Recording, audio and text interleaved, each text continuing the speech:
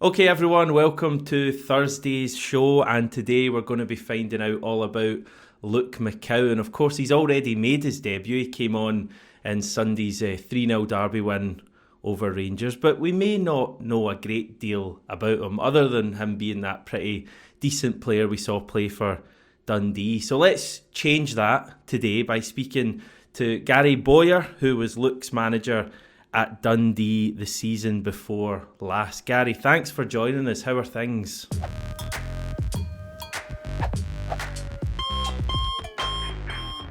Oh, it's a pleasure. Thanks for having me. Really looking forward to talking about Luke McCowan and all things Celtic. Yes, looking forward to it too. So we should just say people will know this, of course, but you took Dundee up from the championship season before last. They've done pretty well since then, haven't they? Sixth last season, unbeaten so far in the league this season. So you must be quite buzzing to see maybe the foundations you lay just continuing.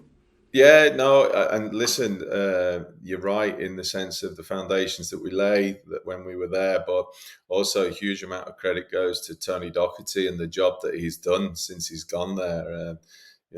He's been brilliant for the team, and like you say, for them to be unbeaten and getting in the top six last season is tremendous for them.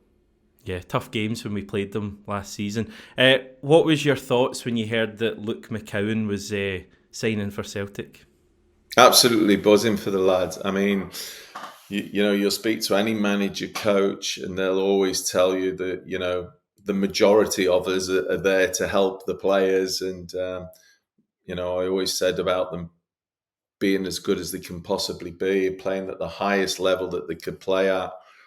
Football, as we know, as a career as a footballer is not the longest career, and so the benefits that come with playing massive clubs are huge. Whether that's financially for yourself and your family, you're in a position to set them up for life, but also like you just said there, winning championships, winning leagues, having those memories throughout the careers that once you've retired, that they stay with you forever. So when I heard that Luke was signing for Celtic, absolutely buzzing for him. And one of the things I learnt when I was manager in Scotland with Dundee was who was blue and who was green.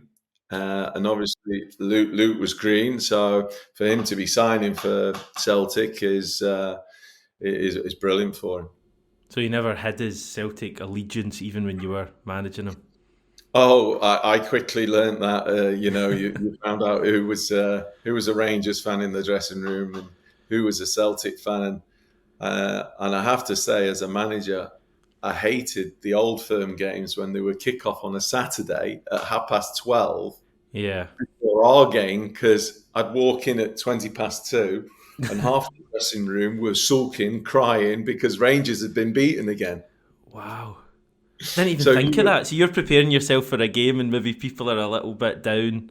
do you know what I Yeah. mean? You got half the dressing room bouncing and singing all the Celtic songs, and then you got half the dressing room that they've got faces that are tripping themselves up because Rangers have Yeah. been beaten again. But there you go. That Yeah. was that What was part was of my initiation to Scotland and the old firm. yeah, It was that's brilliant. yeah, that's Scotland for you. So what was it like to work with Luke then? Yeah, good. I mean, when we first went in there, the club had obviously suffered relegation out of the Premiership. He had moved from Ayr United and hadn't played enough um, in the Premiership, or when he hadn't stayed in the team because the manager had left him out. So he was frustrated when we first went in, as quite a few of them were. But he's a great character. He's a lively lad. He's a joker. He's got great personality, uh, and he wants to do well. He has this great self belief in himself.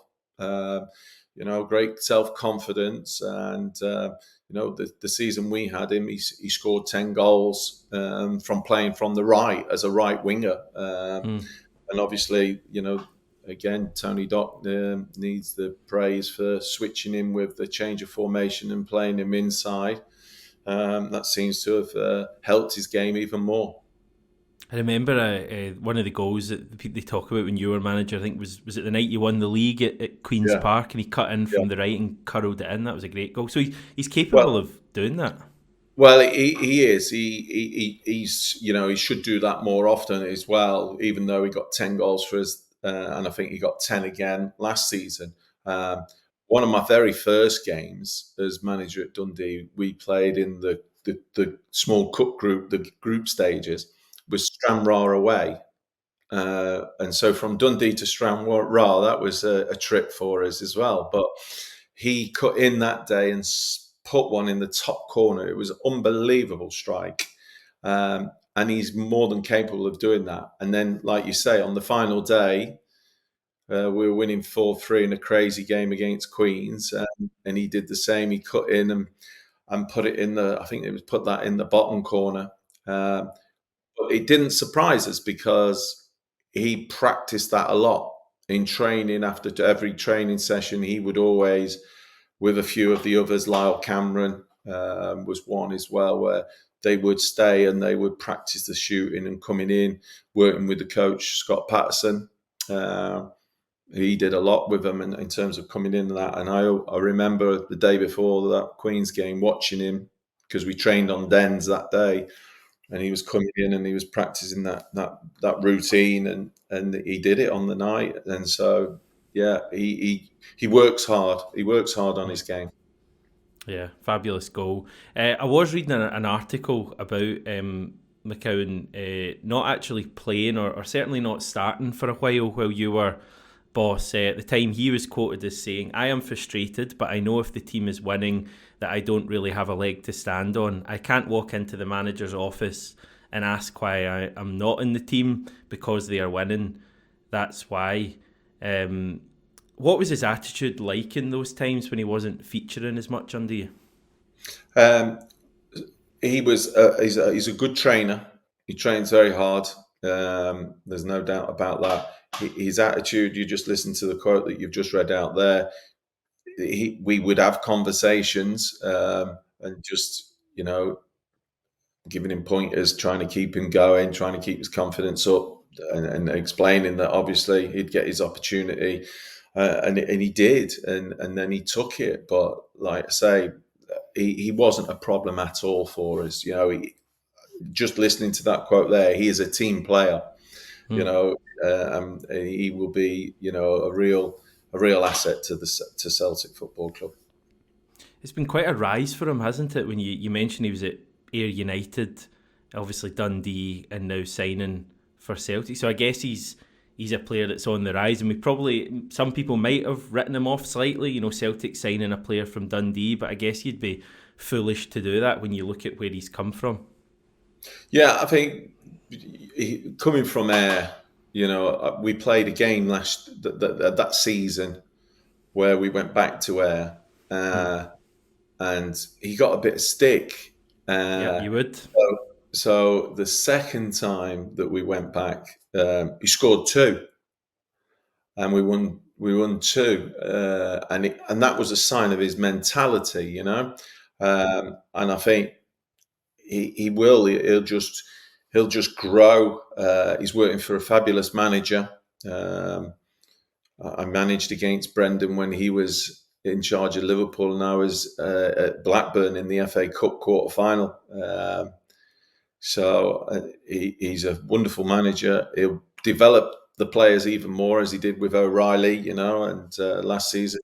And I think that Luke will continue to grow. But he is a good example to all young players that just because you don't start at the top, you can still work your way, and that's a credit to him and his work ethic. Yeah, and he looked totally buzzing. You probably have seen the video of him walking out at Yeah. Celtic Park, and Yeah. I guess that can have a real effect on a player as well when they're playing for the club that they support. I totally agree with you. I was fortunate myself. I'm a Forest fan, and my dad obviously played for Nottingham Forest when they won the European Cups, and he played for Forest.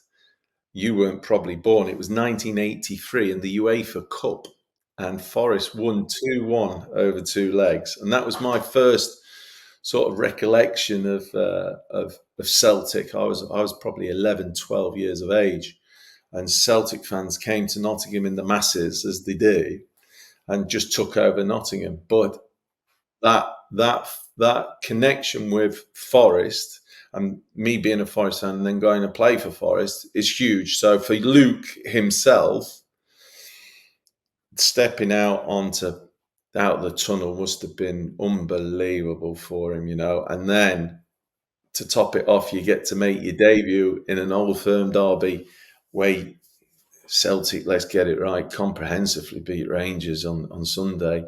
And I thought it was a real good touch from Brendan to put the two new signings on and give them a taste of it and say, look, this is Celtic Football Club and this is what we're about. What he has got, he's got an infectious smile, Luke, and I'm guessing that is now it might be a permanent tattoo on his face, with signing Celtic. It's really good for him. I guess as a manager, to have guys like that in the dressing room is a huge part of it, keeping the spirits up when times maybe are tough, even if he's not playing, which, let's face it, he's probably going to not start a lot of games at Celtic given the money we've spent and the quality we have in midfield, but sounds like he's still going to be an important part behind the scenes. Yeah, I think obviously he's got competition, but knowing Luke, he will want to go there and not just be a squad player. He'll want to try and force his way into the starting 11. But, he's going to have to learn to adapt to Celtic's style and learn to become a more, obviously, part of a more possession-based team. But the fact that he's a Celtic fan, he will be great to have in the dressing room, because if he's not playing, he'll still be, a fan and wanting Celtic to win. Just for anyone who maybe hasn't seen him play other than Sunday, what would you say are his main strengths as a player on the pitch? He's got a fantastic left foot. His delivery, is really good. Like I said earlier, he can score goals. The last 2 seasons now, he's scored 10 goals. So he's 10 goals plus a season. So I would expect him to contribute more now at Celtic. And obviously, he can provide assists as well. So he's brave enough to have the ball. He wants to be involved in the game. And I'm really looking forward to his development now at Celtic, like I say, with a different style of play. Bits of his game potentially that he has to work on. Were there any bits of his game that you feel really improved when you were manager? I think one of the areas was his defensive side that needed to improve, and he worked at that. So I think it's going to be different, like I say, for him adapting to Celtic style, being totally dominant with the ball. So learning that, but like I said earlier, with Brendan, he's going to learn so much about the game, and as long as he's a sponge still and keeps wanting to get better, he'll keep developing. Yeah, because even when you saw him on Sunday coming into that kind of game, he was involved in the match. Like he had loads of touches, he was getting stuck in. It didn't seem like he was fazed by any of that at all. Yeah, no, he wants to be involved, and I think like I say, the move from when we had him playing on the right wing to then, obviously, there was a change of formation under Tony Dock and going more infield has suited him. It really has. And some players prefer to be in the middle and some players prefer to be wide, but he's really taken to playing in there, and he's done well.